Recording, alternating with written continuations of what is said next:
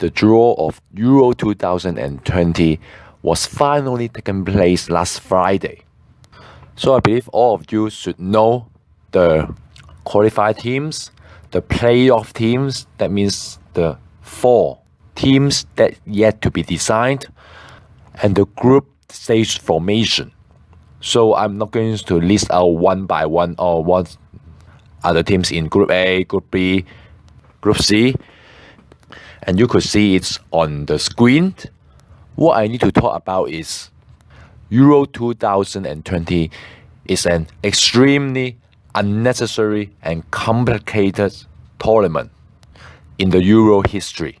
I genuinely oppose the qualifying path set for the playoff teams and the across the continent principle for the final tournament venue.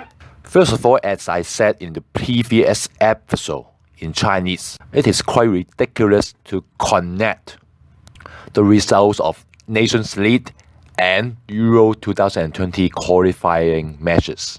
Of course, I know the principle behind the new measure and policy issued by the UEFA.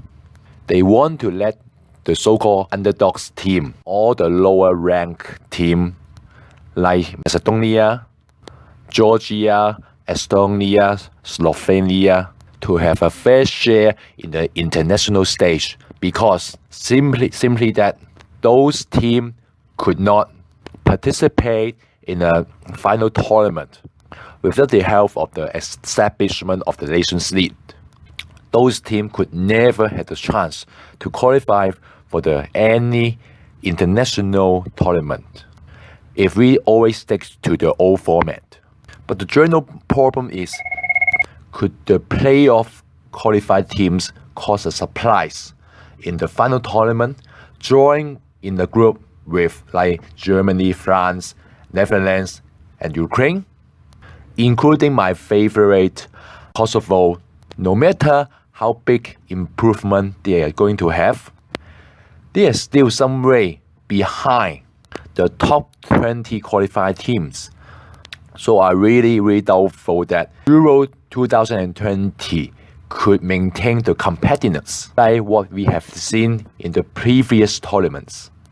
The qualified playoff teams will only be revealed in March 2020. It is not also fair to them because they don't know how to prepare for the upcoming Euro 2020 before March. You know, to prepare in international tournament, you have to be given at least half a year to draw up the preparation plan. All the financial and logistical arrangements have to be prepared in advance, much more in advance. So my solution is very simple. Stick to the previous rule that we select the best 4 third-ranked teams in the qualifying group stage based on their points, goal difference, or even playing in a playoff matches format. In this way, those playoff matches could even be finished in November this year. For me, Nations League and the Euro 2020 qualifying matches are a different entity, connecting the team selection, path formation, match pairing, and rules together for these 2 separate entities could only make things more and more complicated and make us more confused. For example, it is ridiculous to have the lowest ranked team of League A in the Nations League to have a chance to compete for the playoff berth in the Euro 2020. It is not fair to see the 4th ranked team in the qualifying group stage to have a chance to qualify in the upcoming tournament.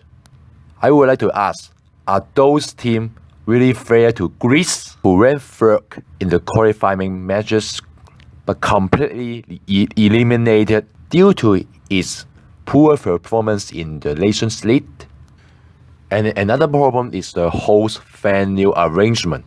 There will be no host nation next year because of the celebrating the 60th anniversary of Euro tournaments.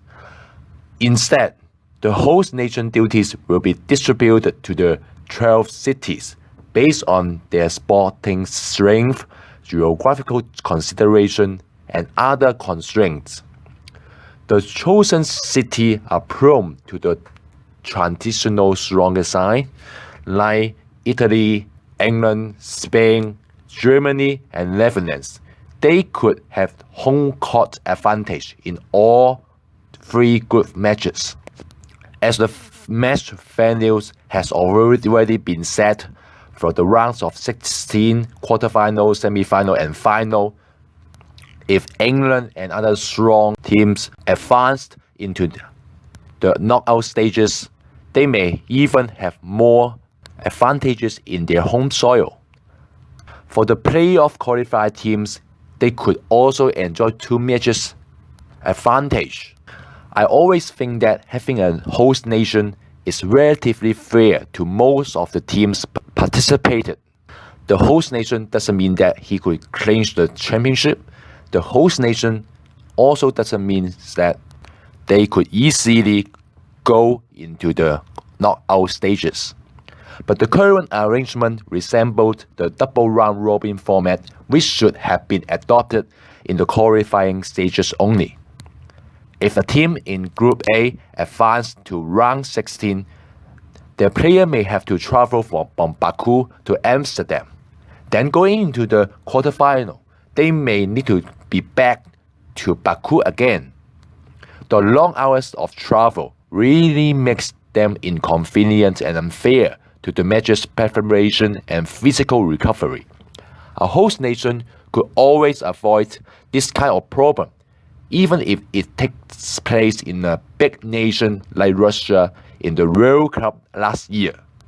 To me, I really not appreciate to what UEFA organized for this tournament and the 24 teams group stage formation since its inception in Euro 2016. Well, if you ask me what is your prediction to the Euro 2020, it is too early to talk about the knockout stages and also a bit early to talk about the group stage since some of the teams have not been confirmed yet. I could only make some very short comments for each group as follows. For Group A, Turkey could cause a surprise even though their attacking lines is not very strong. Wales could be a very competitive side if they could play what we've seen in the match against Hungary. Everyone should think that Italy is the top favorite, but don't overestimate their attacking combinations. The striker and the midfielder are not very reliable, so we have to be very cautious about the team. For Group B, Belgium for sure is the top selection.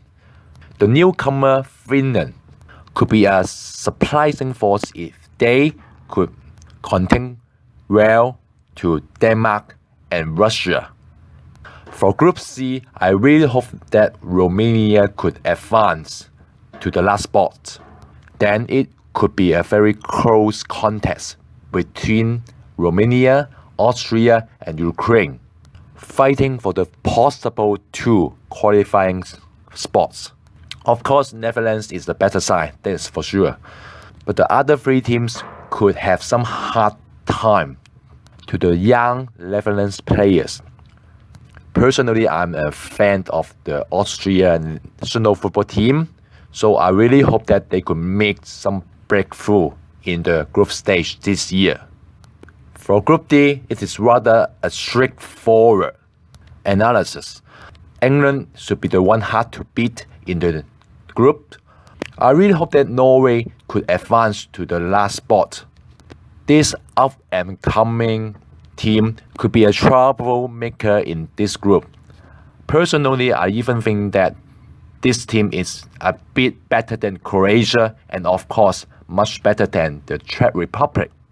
For Group E, well, it is a very boring combination.